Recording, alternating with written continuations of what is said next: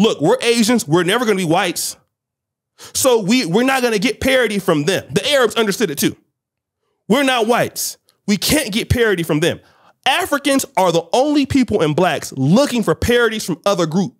And you have never developed your own group for that, despite your educational achievements, because the education that you got never taught you anything practical about how to build your own group. It never taught us that. How many people go to Oxford, Harvard, Yale, all these different great institutions, and their group can't achieve nothing with their own group. Nothing at all.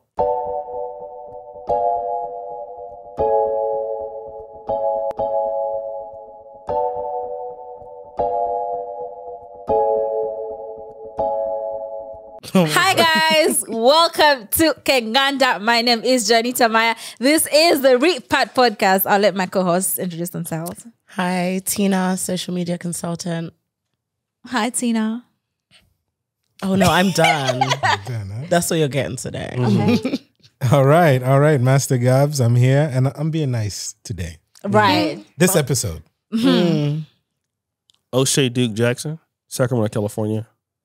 Let's get into it. We have Rich in the background. Oh yeah. You forget about her. Richard, tell the people who you are. I am just Rachel. Okay, madam. Guys, watch this clip with us and react to it with us. It is from, Top Life Story on Instagram.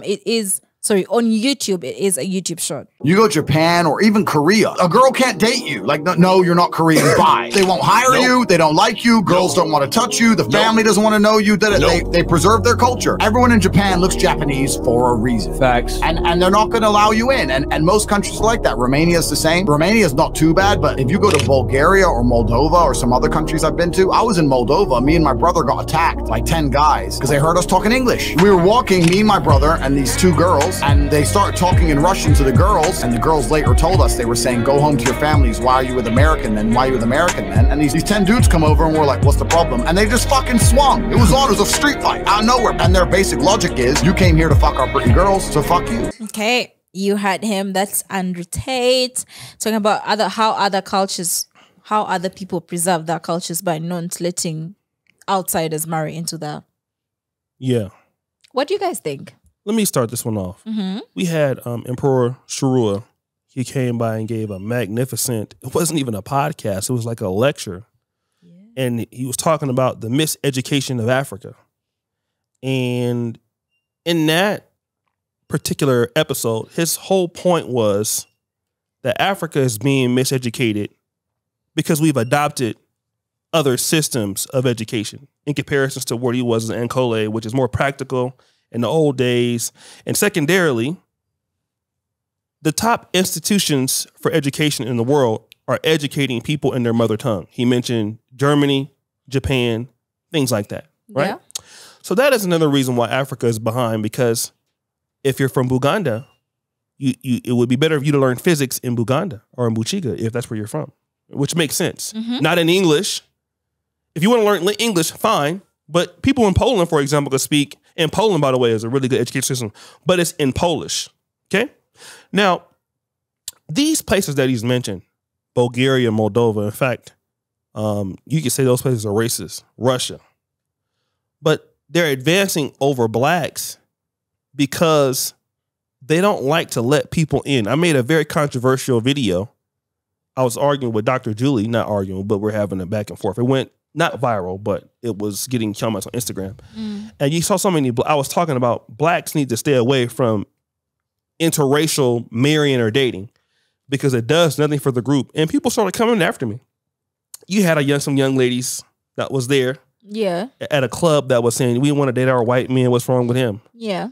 And then you look at the people who are developing in the world, or just look at the people who run Africa. Like, look at the people that have economies here in Uganda. How do they think in comparisons to how Africans or blacks think? Because generally we're more accepting, especially of those people who want to be like in our group. You ever know the white guy who can rap or talks black? Oh, that's the white guy. We can let it in the picnic room. We can do this and that. Yeah, but when you look at the people who run things here and move and shake things here, Lebanese in Africa, Indians in Africa, Indians, they never talk like us in general. Like, oh, it's okay for you to marry somebody outside of your culture. They don't think like that. You hardly see Indians, if ever, deal with blacks. And if they do, it's such a big deal, the videos go viral. And we know what happens to those women or men. Usually, there's a price to pay for that kind of behavior. You're typically kicked out. Yeah. Right? Now, with this case, and again, we have those blacks out there who want to be able to be free to whoever they love and stuff like that. When you look at why Japan has what they have, even if you're an African and you're born in Japan, you don't get citizenship, I don't think. Or China. Is it true? You can't. Yeah, you can. Even India, actually. Can't. Yeah. Because these people believe in, we're going to educate our people in our respective culture, and there's many cultures in every country, but we're going to teach our people practical education that serves them in whatever industry that it is, and then we're going to incentivize our people for staying together. But the blacks are the opposite. Africans are the opposite. When you know, like Meghan Markle. Who remembers when Meghan Markle married Prince Harry? Do you, and Dr. Ronald Neal made a great point. Do you know how many pro-black sisters, Pan-African, dreadlock wearing sisters, were crying tears because, oh my God, she's married a white person? It was a big deal. Like, oh, she's gonna become royalty. This is what we were always looking for. You had African-American pastors that was praying over that. It was happy about that, right? There's a very famous picture in Brazil. I don't know if you've ever seen it. There is a grandmother who's black.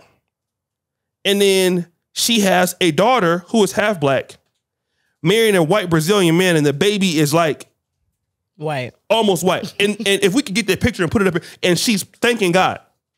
Okay, that's crazy. So the reality is this, and the reason why I wanted to have this podcast on this soil is so the reality is nobody gets ahead wanting to serve other groups and be welcoming to other groups, because you're usually dominated by those other groups.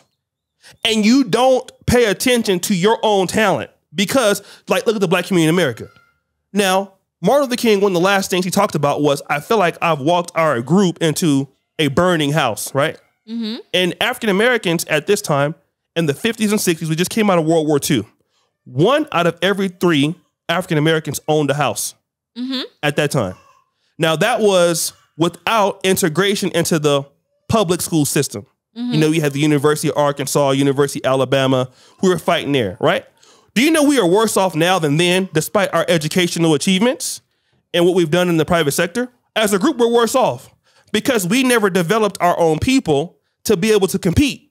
Whereas at that same time, Singapore was dead last, one of the poorest countries in the world. It was pretty much rejected by Malaysia as its counterpart.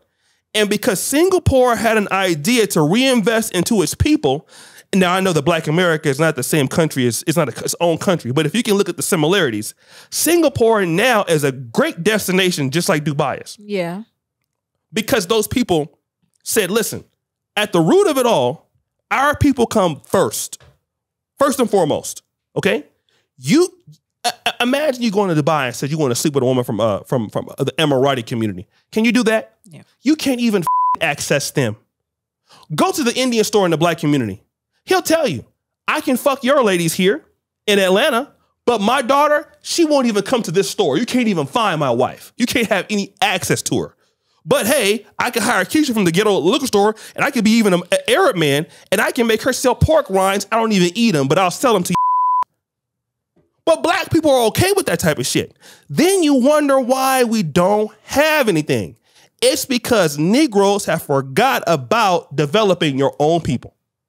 That's the root of all of it is. Because when you don't focus on your own group, you don't see the talent in your group that makes your community better, that builds your systems up for your own groups. Because you're so focused on trying to be parity or having parity with a group of people who are never going to give you parity. You see, I'm going to build this up and I'm going to pass it on. Okay. Africans have been trying to give parity to everybody since the white traders came. Parity in trade, in customs. But you don't give your own folks who look like you parity. What is parity? And it's okay to trade and be kind and things like that. But whites will never, ever give you the same parity you're looking for them. They won't give it to you. No matter how much you're right in debates. Malcolm X went all over the world debating at Berkeley, Oxford, anybody who would listen. And the arguments are right. But he actually wasn't even looking for it. The civil rights leaders looking for parity. You never get parity with other groups. That's why Singapore understood. Look, we're Asians. We're never going to be whites. So we're not going to get parity from them. The Arabs understood it too. We're not whites. We can't get parity from them. Africans are the only people and blacks looking for parities from other groups. And you have never developed your own group for that, despite your educational achievements, because the education that you got never taught you anything practical about how to build your own group. It never taught us that. How many people go to Oxford, Harvard, Yale, all these different great institutions, and their group can't achieve nothing with their own group, nothing at all. Because you're looking for parity with that education. And that's not the African way that it was before. You had to be able to practically be able to achieve something. But, I'm going to say this here. This is an ugly secret. You can come in almost any African country. A guy will help you sleep with women in those respective countries. Uganda, Kenya, I'm going to put it out there. Rwanda. They'll help you. I've had to even chat guys about that. Bro, you never introduce foreigners to your women. What's wrong with you? But can you go to Egypt and do that? For the most part, imagine you going to Dubai. I want to have an Emirati woman. Even thinking like that will get your ass, probably get your head cut off.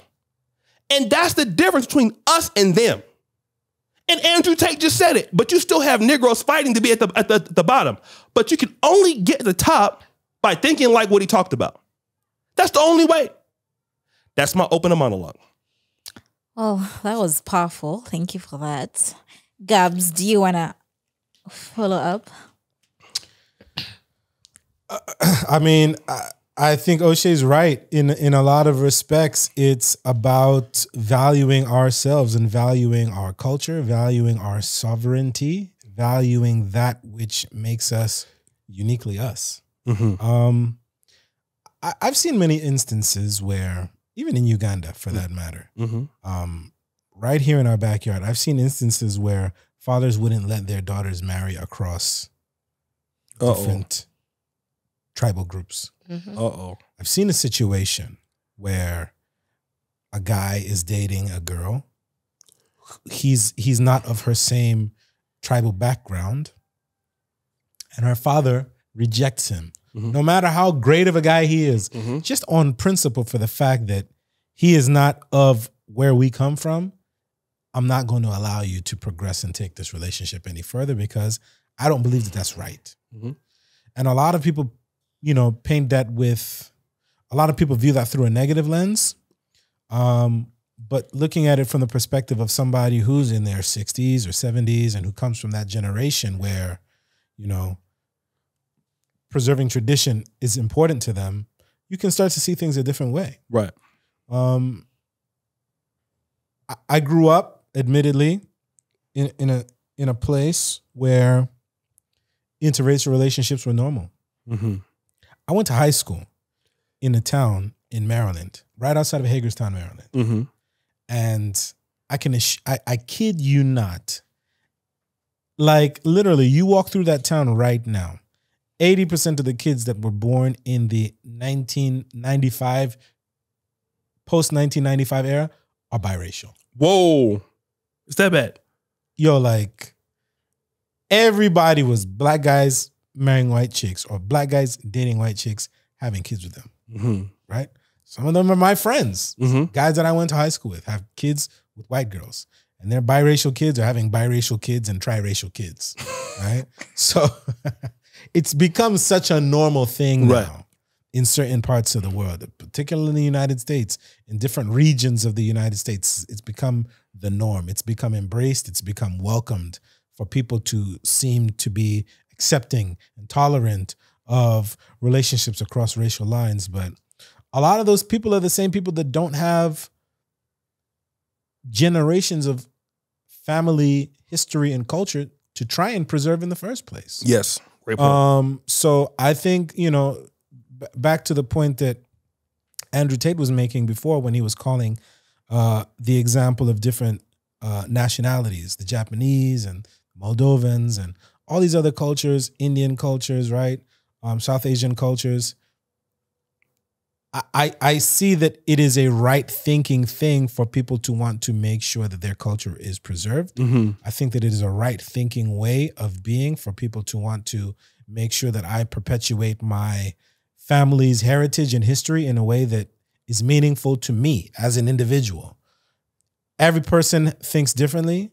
I mean, I'll use myself for an example, right? I have 2 older brothers. I have 5 nephews. Mm-hmm. 5 nephews. Mm-hmm. One of my nephews, his mother's Black American lady, with a varied ethnic background based upon her family's history in the United States. Mm-hmm.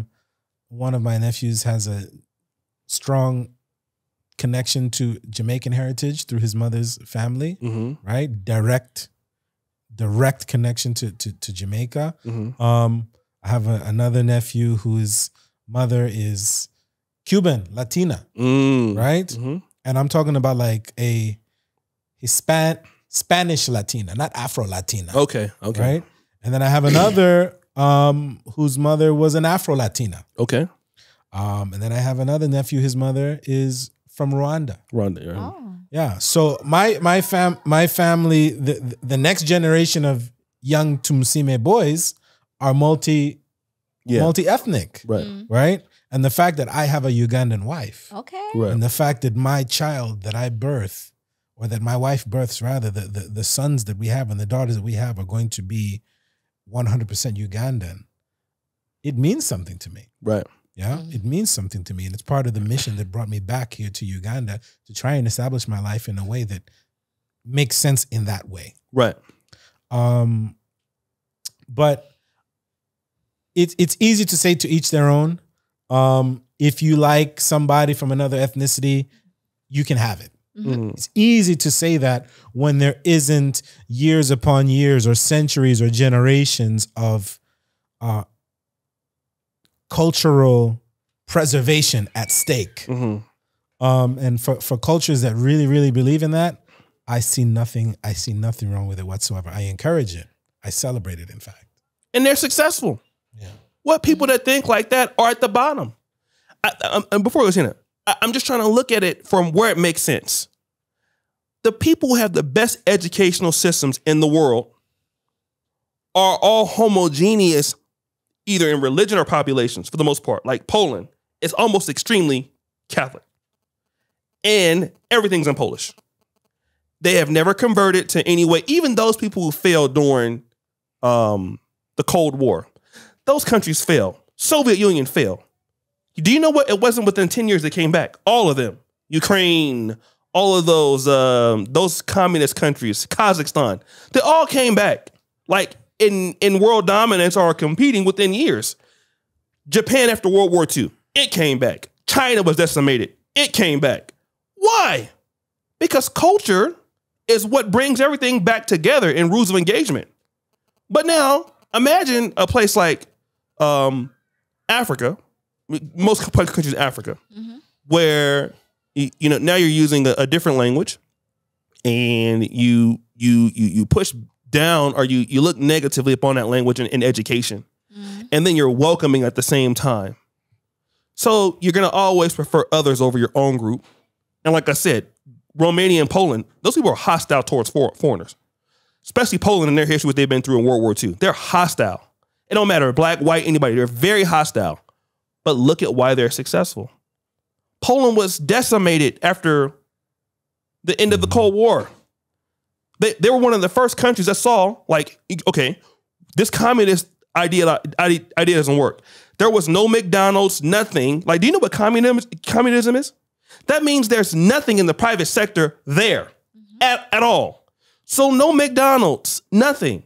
And by the time 15 years come and join the European Union, you look at Poland now, but they still root itself in that culture of being Polish.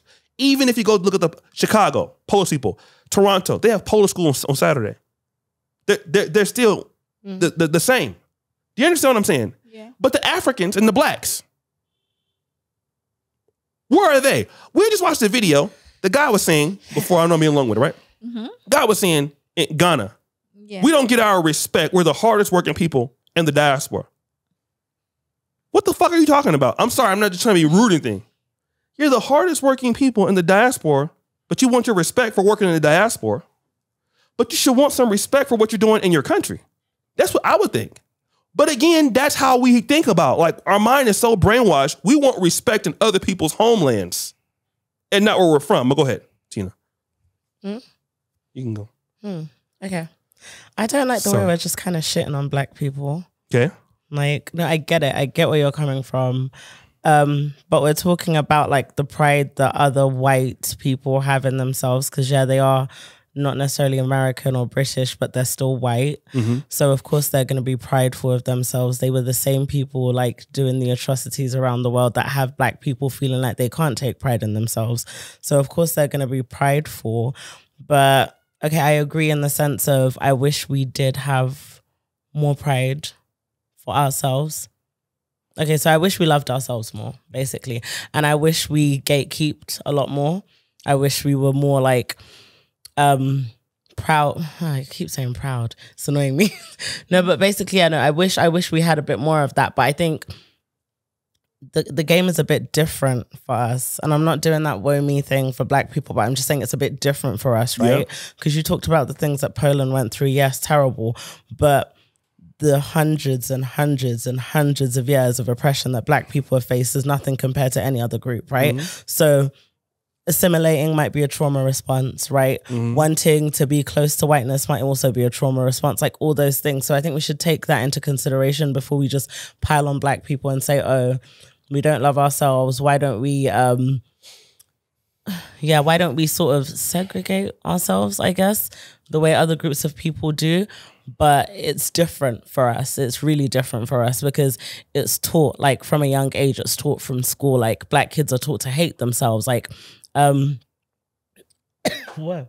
I had a friend who, and he's a guy and he's in the States and he's Ugandan. And he said he only started dating women a few years ago. Black women, sorry, a few years ago, because he would consciously date white women because he didn't want to have like monoracial black kids because he didn't want his kids to experience the same things that he experienced, you know? So like the things that we go through are completely different. And maybe those things do like filter into like our dating choices and our marriage choices. And maybe it's conscious, maybe it's subconscious, but I don't think it's fair to put us up against other groups of people who haven't had to face the same sort of obstacles that we have, if that makes sense. Not saying it's right. I totally feel like it's not the best thing to be as a people, but like it's also not fair to compare us to white groups that just speak different languages. I don't know. Well, okay. For that, oh sorry. Let me just. You still talking? No, because he has that I'm coming. No, let me just say this. In that clip, he mentioned Japan, non-white. Of course, these people have some history of some level of trauma, although not ours. So, I mean, I can concede to that. But one of the things that, you know, like this podcast is here because people made a choice to sacrifice to be in this community. That's why we're here today. Okay? You're sacrificing me. I'm sacrificing me in here. Okay. So that the community can develop. So that means it's a conscious choice. A conscious choice. You know, see, Jonita was on Daily Monitor, right? As the #1 podcast in Uganda. But that is a conscious choice to do something. And there's many success stories in Uganda of people doing that. SACCO's groups here. Equity Bank is a great success story for Kenya. It's an excellent story. So when do we have to say, and I'm sorry, and I'm not trying to say that what you're saying is wrong, but I don't have a lot of compassion for, okay, you've been through this. Because now it's like, okay, that doesn't change anything. Yeah, you've been through it, especially as a man. I'm going to use my masculine energy here. It happened. We got to move forward. Let's push this thing forward. We got the opportunity. We got to do something in our lifetime. We got to push this thing forward. Because if we don't, we'll always be basking in what happened to us or what happened to these people. And that's not going to move the goalpost. We need to move it to where it's like, look, okay, here's where we're at. And these other groups may or may not have had this and that, but they do have something going on for them. And there's some similarities that we can use, and let's push it forward. But, and the incentive is this, you're going to be able to own your own stuff. You're going to be able to make the rules of engagement in your community. And you're going to be able to do what you need to do, what you've always been able to do in Africa prior to colonialism or even after.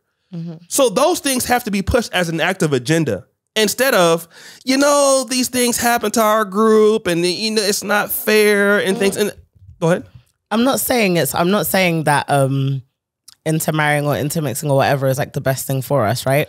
But so, for example, you gave the example of Indians, right?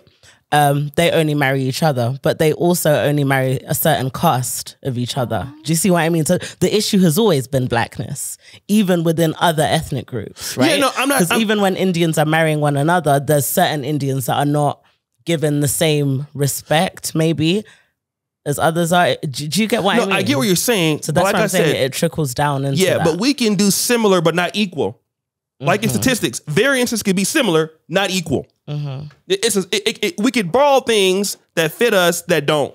We're not trying to have a level of elitism here, because I believe that Africa in the open market as always should be.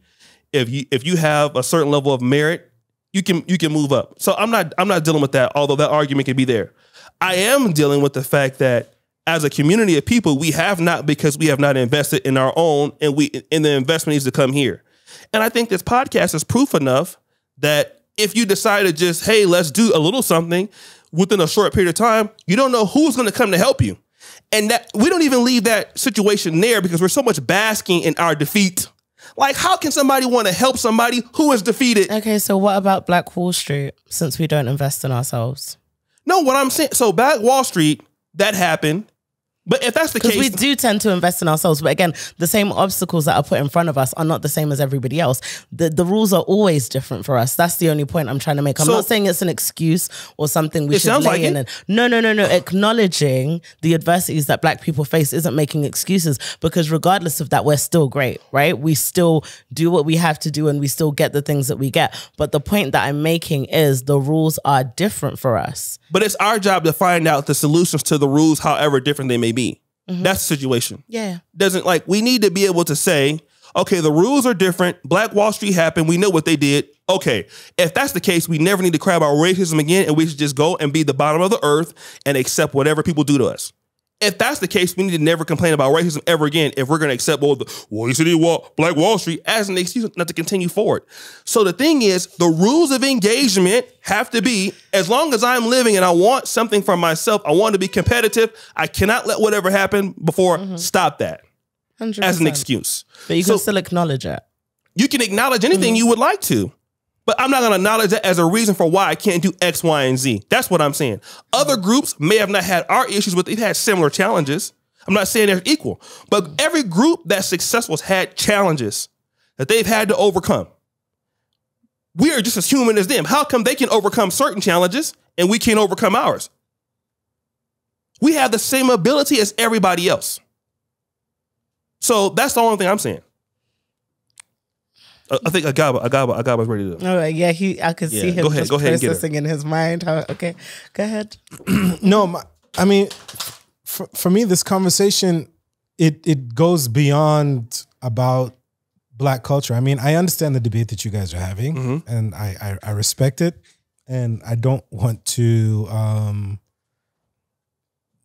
choose one side being right over the other in this particular context. I just think that if the original topic presented was about, multiple cultures, feeling the same way that it is right to preserve cultures by kind of keeping others out. Right. Is that the right way to say it? That's the right way to say it, yeah. I don't see that there's anything wrong with it. Right. Yeah. Depending on how you approach it. Depending on how you approach it. Of course, there are ways where you can come off as a bigot and somebody who is hateful. There are other ways where you can come off as somebody whose interest is cultural preservation or making sure that I keep my heritage and my lineage intact in a way that is meaningful to me. So I think all arguments have merit in this particular case. I just don't think that...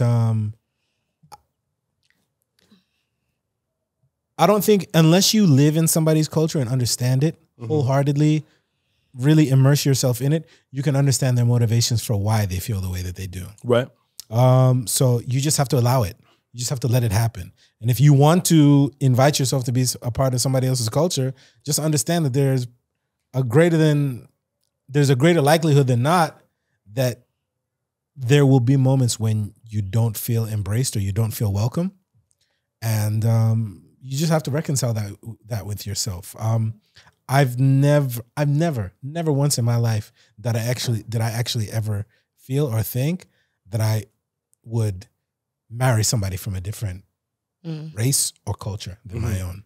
I just knew that it was a matter of time until I figured it out. But I never actually in my mind visualized that it was a possibility for it to happen, much as it was happening all over me, all around me.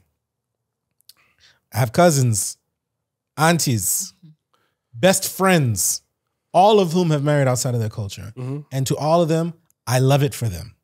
I love it for each and every one of them for their own unique reasons. And so, you know, unless you're a real staunch cultural advocate, or in the case of being a Pan-Africanist and really wanting to see the black race rise up and the African diaspora rise up and become something greater than what we currently are, I think you just have to let it go.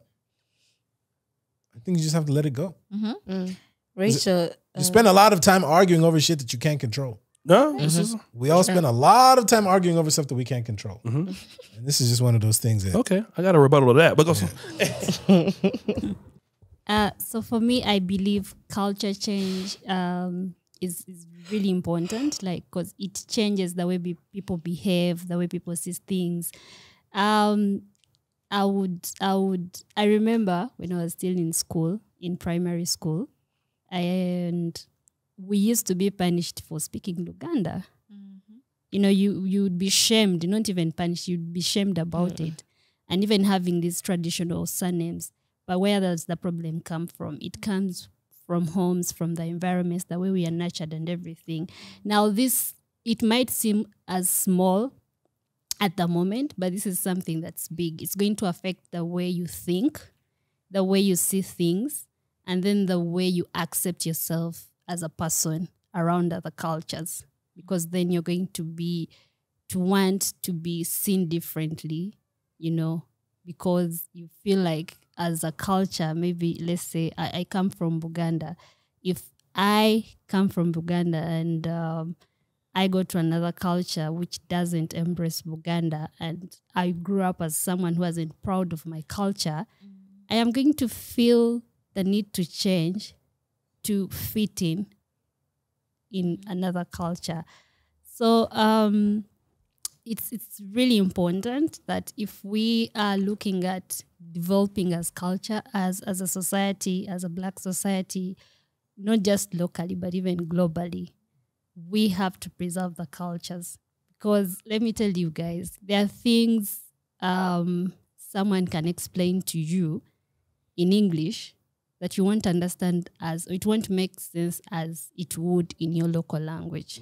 You know, there are things you're going to see and you're going to be very uncomfortable about because maybe it's a different culture. This is something you don't embrace and all that.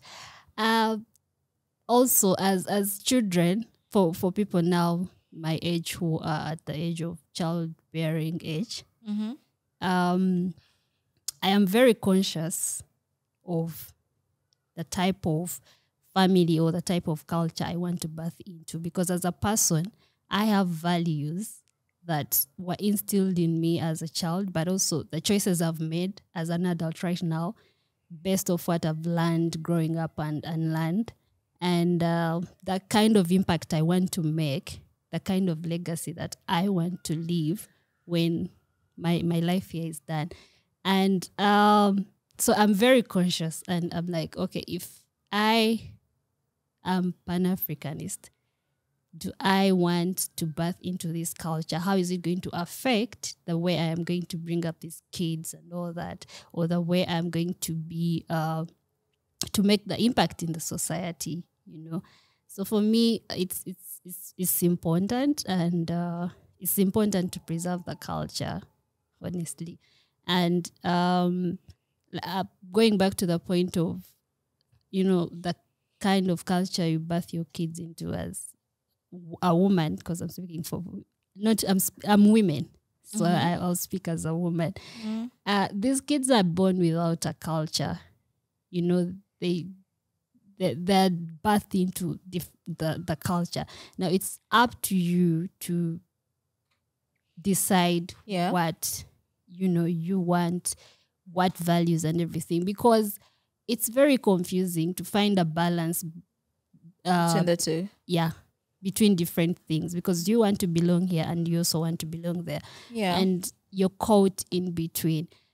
Like I said, it affects so many things. We don't see deep, but it affects the way people do businesses, the way people, behave generally, the way people even lead, on different levels.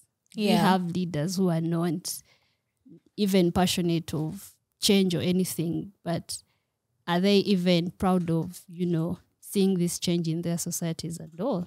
It can all go back to culture. Yeah. Thank you for that, Rachel. O'Shea, you had a rebuttal. Of course. Let me just say this now. Brother Agaba, usually we never have this is it's okay. Gonna be so this is interesting so Brother Agaba says we are wasting our time discussing these things.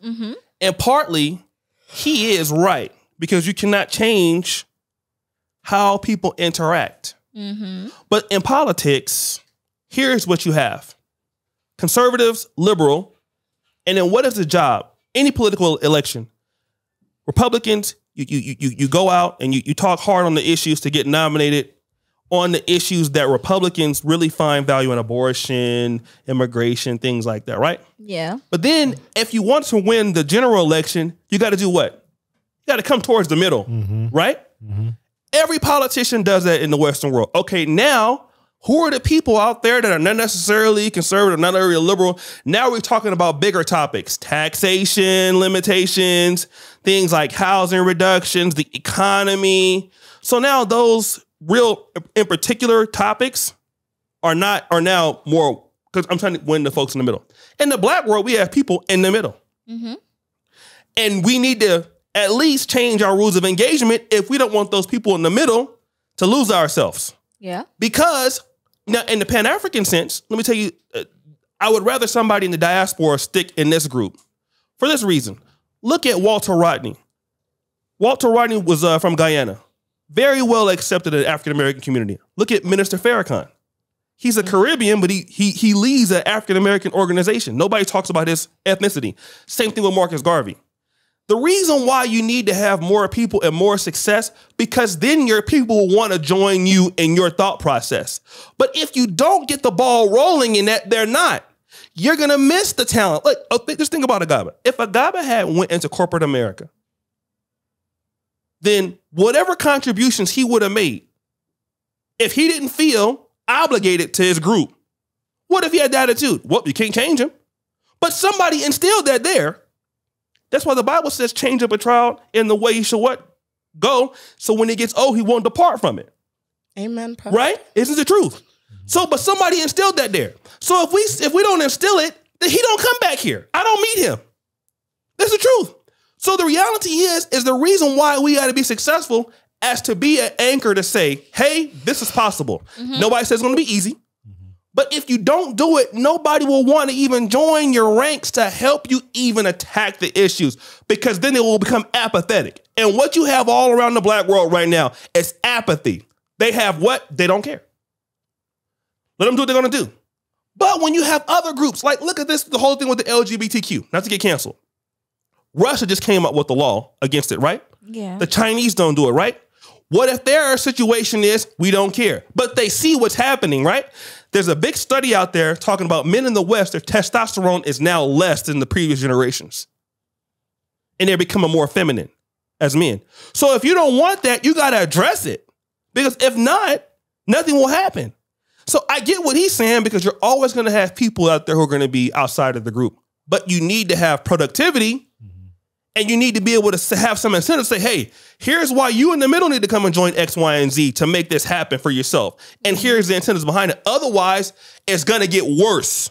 Then whatever culture you got left, it'll be gone. That's my response to him. Okay. Did you have something to say? I did. Are you not? Oh, you trying to spark some? Yes, definitely. You trying to sow? I am trying to start a war. Sow the seeds. Go on. Nah, that's not happening over here. I'm an open-minded listener. Y'all should pick a leaf. Oh, please, guys. Take some notes. After you had our feelings in the previous Learn episode. something. That's the whole point of this discourse. Okay, you can allow a brother to give you an intelligently formulated thought without being offended by the fact that he disagrees with you. Tell that to our viewers in the comment Okay, section. Mr. Brother Man. Yeah. Okay. Just because y'all are just so delusional what you're talking about don't make any sense. But how did we become the villains in this episode? You're always the villains every episode. I haven't even said anything this whole episode. Right? I'm literally moderating this episode. And somehow, I think the mixing, that just sounds so apartheid, you know? But yeah. So the only thing that I have about this, right, is, so for example, like, you know how in the States they have the 1-drop rule, right? So with all the couples of different races mixing, so for example, white people and black people or other people mixing with black people, and then they have a kid, and then that kid is classified as black, right? My only issue with that is it sort of leads to like an erasure of monoracial black people, where like a lot of people are allowed to identify as black. So like when you look at certain stats, and then they'll be like, oh, black women this or black men this, but it's because everyone's under the same umbrella. It's sort of looked at as that. So that's my only sort of issue with that. I don't mind people mixing. People can do what they like, but I just mean in that context, it's a bit, That's where I feel like the preservation is important to sort of preserve monoracial blackness. Because have you watched that movie, They Cloned Tyrone? No, I haven't watched it yet. Watched Please it. watch it. Is it just came out, right? Yeah, it's actually really good. Please watch it. I feel like every black person should watch it. Particularly on the whole topic of the monoracial black man. And yo, trust me, you saw it. You'll love Yeah, Is it in a movie theater? No, it was a Netflix It's on movie. Netflix. It's a Netflix movie. On your account. Sorry. So what? She watched it on your account. But I'm sorry. Extremely dusty for years. Extremely dusty. It's fine. But yeah, guys. Let's close this one out. This was a brilliant discussion. I let you great minds have at it. So yeah, let's edit. You gonna take all the credit of your Daily Monitor? No, guys. But this podcast is that she's out there like this. It's everyone has done that. Put her picture up there. Everyone is the Daily Monitor. No. And the picture's actually gonna be. But everyone was amazing. Sick, everyone has done. Everyone on the podcast is amazing. From the guys on camera and the ones behind the scenes. Amazing. Tina, where can they find you? Tinagram, Instagram. That's all. Gabs. Catch me at Master Gabs on Insta, and Allergic to Average podcast, and you'll also be able to. No, actually, no. I'll leave it there. I don't want no more messages. At first, you wasn't getting them, but you get a lot of them now. I'm getting them now. How could you? No. Put his Instagram back up there. Yeah. With the arrow. Put the arrows there. Some of you and his make the inbox arrow asking flash for at free his. things. I want to be a part of the community, but nah. It's time. No. It's too late now. Master Gab, that's what you wanted. At You Master wanted to be on Gabs the on podcast. Instagram. You're the best person on the podcast now. No, keep his Instagram right there. That's who you messaged if you wanted to know some help about Uganda. This guy. Don't be His mad. DMs Don't be are mad at me open. if I don't respond to your DM. Yes, we can. Somebody sent me a message, and then I was in a live chat on one of your live streams the other day, and this dude was like, "Yo, I sent you a DM. You better respond to my shit." Like I can see you. Yeah. Okay, guys. Well, first of all, do not message O'Shea as he's having his Yeah, laugh. you're going to get that work. Yeah. Yeah, But don't- guys, if you have anything you'd like to share with us, you can send us an email at teamkenganda@gmail.com and follow us on all our social media pages at Kenganda Nation. If you're looking for love, subscribe to the Pan Africa Dating Show. We'll see you guys next time.